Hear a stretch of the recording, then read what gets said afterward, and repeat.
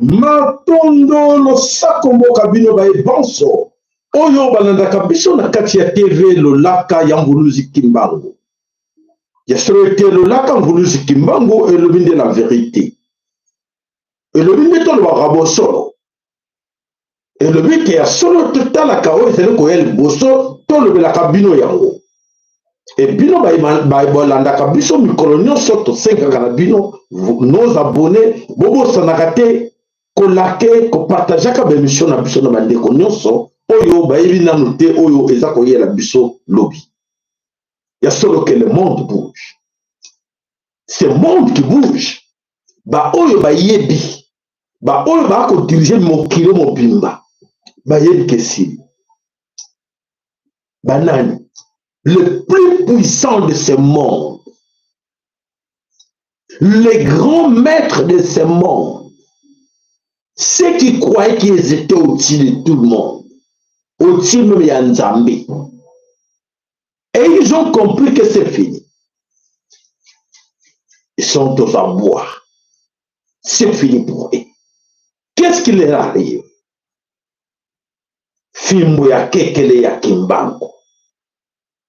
Fimbo ya kekele ya Nzambe ya Pungu Tulendo. Oya ke la Congo. Oyo ke bango banyokola ke bana ya Congo. Les vrais juifs. Eza ya koningana mes chers frères. Nakati na Davos. Lelo na mikolo nyonso oyo bayuti koleka. Ya solo ezali ya kobebe la bango kuna. Ils sont tous à bois bayebi te quoi faire. Et voilà. Qu'est-ce qu'ils cherchent? Maintenant, on va renouveler, rétablir confiance. Rétablir confiance. Bah, qu'on sait que ce que la population qui les compte, ça va avoir confiance. Mais tu ça va avoir encore confiance. Ah bon? Avec tout ce que nous avons fait du mal dans ce monde. Bah, bon, mon qui? Bah, pèse pas dans poison. Bah, détruire mon qui? Va détruire yango va le sens ya moteur ya moto va yeli bat que non bien nous sur comment va niama et va singike va rétablir confiance anana pour rétablir confiance na bango pour l'interrogation ba mo ke pena ezo bebe la bango. Et alors mes chers amis bon qui melangai ke eza ko yinde la bango bo bazana Congo Kinshasa baza ko yeba la bango ki bana na kati ya ambiance ya élection ya nini tout ça na kati na ba distraction no mokili eza ko kende ndenge bozo mo laksa bino ngote o ba laksa bino ngo eza ya ngote mokili e ko kende autrement bitumba eza partout na kati na Ukraine kuna eza ko yinda na kati na Israël eza ko yinda na Palestine na ba pays arabes nyonso eza ko yinda mais bino besoin de distraction. Malheur à vous ne comprenez rien. Les jours où on comprend déjà trop tard. Et alors, mes chers amis, voilà la situation qui se passe aujourd'hui. Nakati na mokili to bandi na yango et qui est solo baron soyez qui bilia qui baron koki et sili pour la bango. Alors, qu'est-ce qu'il doit faire? Bah éviter parce que Nzambe contrôle ya mokili. Dans ce moment-là, il y a beaucoup, il y a Nzambe seul. Nzambe azana contrôle ya nyonso mes chers amis. Tout ce que tu le la capino, bon dit mais la biso que contrôle ya mokili sikoyo. Comme ça qui fait hégémonie na bango, malheur aux autres qui n'ont pas saisi l'occasion, le tout simplement qui fait hégémonie na bango, fait domination na bango, fait suprématie na bango, bois kabilo na bango, bandima qui te malheur na bango. Beaucoup des Africains, bandima qui batikala qui kaka na bilo kwango. Babaniko bange pembe ya nuka. Somme les kaki. Ba quand ça va tu as grande puissance, grande puissance de ce monde. Donc et s'il voilà, mes chers amis, nous allons vous parler de la grande rupture. Qu'est-ce que c'est quoi? La rupture, les déboulonnements du système ou de quoi? 5 ans après, Banamama Congo, qu'est-ce qui s'est passé? Moi, je suis honnête. Franchement, je vous dis, l'honnêteté intellectuelle m'oblige de dire bravo Félix Antoine Tshilombo. Bravo Kadima. Bravo. Les autres, Mouta Segui, Kadima, bravo Ndegenine. Après si Félix Bravo Ndegenine, écoutez-moi. Mes chers amis, ce qui s'est passé aujourd'hui, na carte na mabeli Congo, il faut être honnête. Tout ça, Félix Tshilombo, bravo. Tout ça, Kadima, bravo. Tout Dima Bango.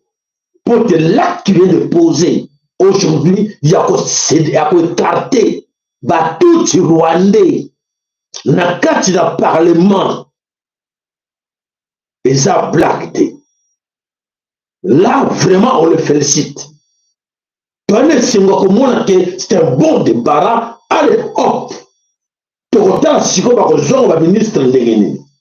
Tokota siko Ndegeni bakozonga dans les affaires. Mais, si on était à Tshilombo, on t'a dit bravo, non? Moi, je suis honnête, on a dit bravo pour l'acte. Kadima, bravo pour te écarter Bango. C'est bien. C'est bien pour la nation. Il faut être honnête. Sincèrement, je suis honnête, je dis merci de cet acte. Et nous faire écarter ces gens-là. Ils étaient pleins au Parlement. Fouillez encore dans les institutions. Fouillez encore. Vous voyez, là où ils sont, ils se cachent. Dans l'armée, dans la police, ils sont là. Donc, c'est un peu honnête, c'est un peu bravo. Donc, aujourd'hui, on dit ma ville devant les gens. Donc, oui, merci.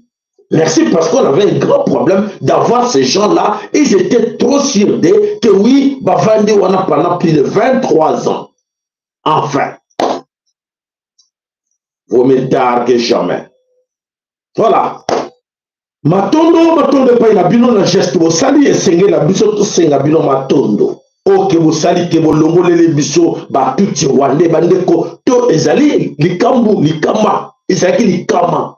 Pour les Kama, c'est tout le Rwandais qui était au Parlement. C'est tout le Rwandais là qui est obligé qu'on va combien l'état de siège et continuer.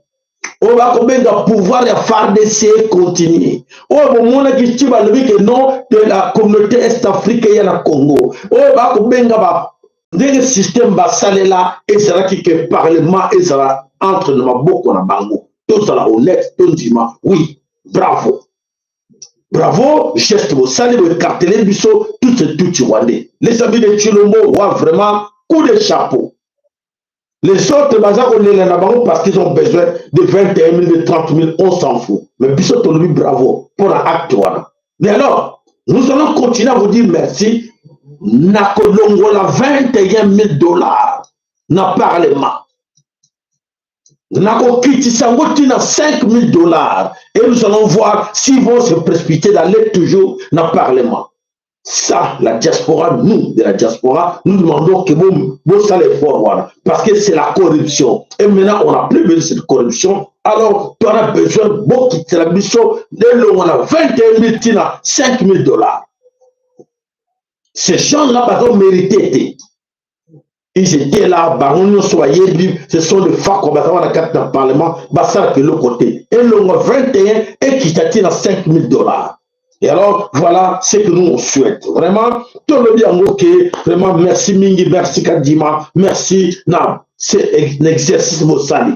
Il y a des exercices enquête. Il y a des exercices merci pour vous saluer. Dans sincère, hein. C'est pas pour vous flatter, mais c'est dans sincère, non, parce que mon corps est qui n'a biso, n'a pas tout, et c'est qui est difficile. Et voilà, maintenant, comme on sentit vraiment que, voilà, le Parlement est libéré, et là, c'est bon déjà. Merci. Le reste, nous, ça ne nous regarde pas. Le reste, on verra bien. Et alors, tu le mot, nous te demandons, éviter le tribalisme. Éviter d'être accompagné par des gens où ils vont mener le tribalisme dans le pays. Donc, on perd le belé dans le Katanga, nos frères Kassaïens, nos sœurs Kassaïennes, et ils sont innocents dans la situation. Ils pour le geste de tribalisme. On vous observe de près. Donc, on a de près, nous sommes là juste. Il y aura juste besoin de la population, la biso, basala malamu, balia malamu, basala bien. C'est tout ce que nous demandons. Toboyi bitomba. Voilà, bandeko bana someko le Congo, na sujet wana vraiment, to yaki nango po ete to lobela makambo wana, alors to boto to lobi to boy ba anti-valeur dans ce pays-là. Bino bato bo yaki na ba G, ya tribalisme, ya nini, ya sosabo, to sana bino mayele. To kotale sika to okele, boko mona makambo zo ya la carte pour le Congo. Mais biso to juste devant Nzambe, ouais, bah, quand on a beleki, alobi, ceux qui va saler l'eau comme la mundima bango, au moins ça. Voilà, merci. Voilà, bah, de combat dans ce le Congo, voilà, ma maman, bah, lobi, maman, valait, alobi, minembwe, minembwe. Minembwe, minembwe. Voilà. Voilà, vous allez nous expliquer qu'est-ce qui ne va pas dans minembwe. Ils sont toujours là, dans la 4 minembwe. Alors, tout ça qu'on a des prêts. Tout ça qu'on a des prêts. Félix. Comment on a dit, comment on appelle ça encore ça qui va. Mais tout ce que nous vous demandons, c'est que ma population soit à l'aise chez nous, dans les 4 coins du pays. Dans tous les 4 coins du pays, qu'elle va à l'aise. Le but que notre population congolaise, à l'ouest, dans le nord, dans le sud, dans l'est, dans le coin, nous sommes librement, tout ça d'accord. On s'en fout. On s'en fout de vos histoires-là. D'ailleurs, politique est sili, tu veux rappeler, politique est sili, religion est sili, et qu'on a la tête. Voilà, tout ça, déjà, tu vois, tu as attention à bino. Voilà, matondo, la bino, tu as sujet, et belé, tu as le vélo, beaucoup moins, ma caméra, ça pour le Canada, Davos, beaucoup y a vraiment que Moukili, oh, le bazar au monde, en direct, tout ça va aventure, beaucoup moins appelé qu'il y a solo Moukili, nous sommes en pongo, tout l'endo, à ça au contrôle, à contrôler nous. Bolanda tout de suite là bana mama Congo bandeko na biso nyonso esenge na biso toluka ndenge na kotelma elongo po ete toluka wapi eza kodéranger biso na carte de Congo. Tous ces gens là profitaient quelque part na ba divergence na biso ils profitaient mais tona bango mayele tokoloba oui to comprendre la situation et maintenant il faut que to meka ko telemela là où ça ne va pas. Voilà, merci encore Kadima. Batebele badeli, batebele bakoufi, parce que dans le cours sans Luka, bon on a parlement. Batebele badeli, batebele bakoufi, on s'en foutait. Parce que non Luka t'es intérêt à nation, non Luka ben intérêt na bango individuellement, pour te voir ça la bien, na ba famille na bango, non Luka intérêt à nation, on s'en foutait. Le plus important que bolongole de biso nanu bolore wana banyanga la kata wana o batole ki na kati na parlement et bolande la biso bango dans la police et dans la force dans l'armée basa treno na ba institution nyonso ils sont là dans leur bureau ils sont là na ville Kinshasa na 4 coins ya pays bazali tebi bango très bien moko na moko te bango. Voilà, on a compris que Basebadiko longo de la biso batouana pour la mine de Jabado qui m'a déjà. Et bah longo ba kimi toyebi. Toyebi biso pour na biso le poson li yandiwana to longo la yango. Voilà, merci. Voilà, à tout de suite là dans mon laï actualité na biso, matondo na ba like na bino, matondo na ba ker na bino. Allez, à tout de suite.